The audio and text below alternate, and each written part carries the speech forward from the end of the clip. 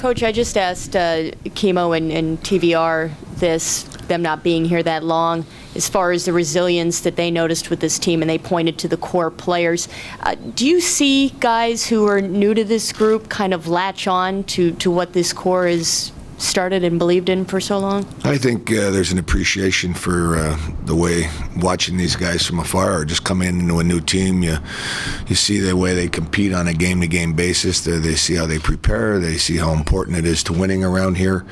It's probably very noticeable. And then these guys don't really say a whole lot. I mean, I think they let their the way they play and the way they carry themselves do a lot of their speaking for them. And I think, Chemo's been around in a lot of situations. He's been everywhere. He's played at every level, and been a leader everywhere he's been. So I think that coming into our team there, I think he's been real good, and I think he's been a good pro in a tough situation, and commend him on how he's handled it. And then TVR is a different file, knowing he hasn't played in such a long time, and he's coming in with 2 important games for us.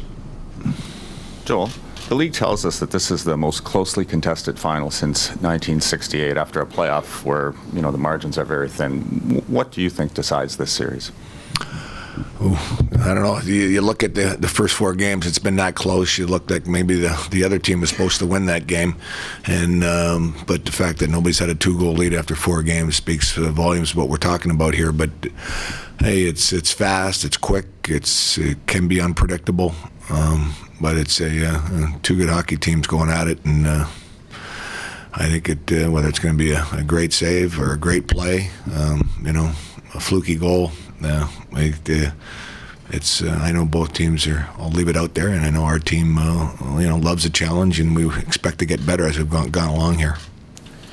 Joel, Trevor Van Riemsdyk had a pretty rough shift on the Lightning goal. What do you, when it's a rookie making his second ever playoff start and that happens, does anyone say anything to him? I mean, what gives you the confidence to go back to him too? Well, we watch him play, and I think he's played very well. I think there was a one shift, he got stuck out there, and it's happened to us in second periods and against a lot of teams this year. And you can't get off, and you're dead tired, and you just hopefully you get a whistle or a save or a clear, and sometimes it goes in. But positionally, we like the way he thinks the game, and he's got a good stick, and offensively he makes a lot of nice simple plays, and he's got a good gap. He's everything you look for in a defenseman. So I think in 2 games in a different situation, in a tough situation, he's been very good.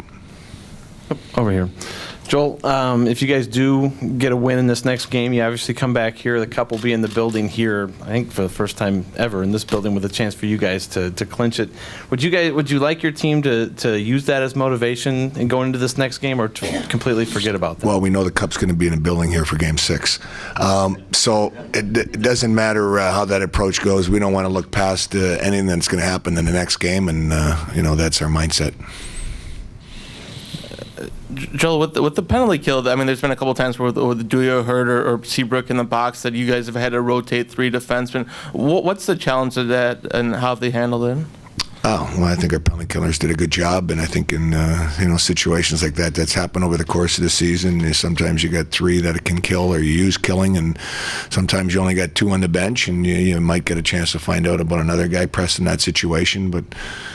Some guys probably could spend out there and stay the 2 minutes in a kill situation on a very needy basis.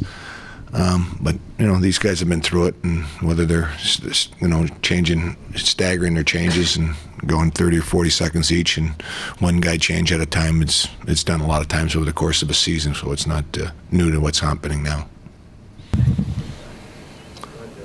Joel, even though the series is tied at 2, what have you still not seen from your team in the first 4 games that you need to see in the final games? Well, I think that's what I think a lot of people might be thinking about. I think we're playing against a good team. I don't think they probably got the respect around here that maybe that was deserved, and not seeing them as much as we have in Western opponents. They're fast, they're quick, and I think we need to be quicker, and we need to be more predictable.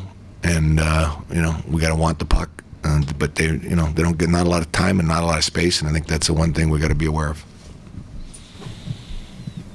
Joel, when it's tight like this, do you believe that in the randomness of luck, or do you believe that luck is something that you can actually make yourself? Absolutely, you earn it. You earn it over time by doing the right things and being predictable and we know the will's there, and finding a way is what we like about our team. Obviously, hockey's a little bit different than other sports in that you have just the one timeout. I'm curious what your strategy is on how and when to use it, and if it's evolved over the years.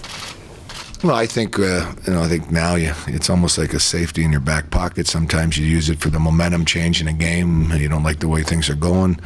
I think now the handy part of it is on an icing play when it's one of those shifts where you're stuck out there and you can't get off and you gotta get a breath.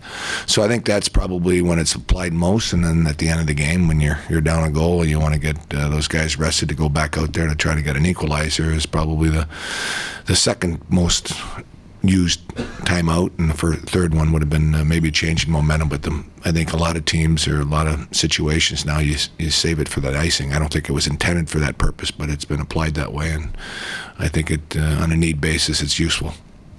Joel, going back to the penalty kill a little bit, in the first round it had some struggles. Was there ever a concern or just a thought that it had to get better if you guys are going to advance further? We didn't mind our penalty killing in that series. I know some pucks went in, and I thought we did some good things, and we're doing things the right way. And then we felt that you're going to have stretches over the course of the seasons where pucks are going in there, but you feel if you keep doing the right things, you'll find a way to be successful. We had a tough stretch at the end of the regular season that kind of went against us from a great season killing. And each team that we've played in the playoffs has got some different things you got to be worried about, and we've faced some real good power plays, and we got a real good power play on the other side, and we got to make sure that that's a work in progress, and there's no being satisfied with where we're at. That's got to be constantly being looked at and trying to do whatever we can to keep it out of our net. Joel, you've been around a long time. There's some teams that'll just say we'll take any win we can, any way we can get it, and then there's other teams that look back and are very critical even after a win. How important do you think a championship quality team has to be? How important is that for a championship quality team? Well, I mean, we're in the winning business. I know that I don't think you should ever be satisfied with the way things go. I think you want to find ways where you can better yourselves or better the situation.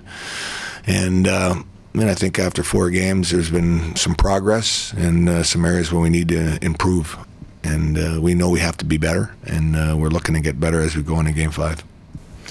Joel, didn't get a chance to ask you this last night. Going into yesterday's game, Johnny Oduya, there was some question about the injury and this and that.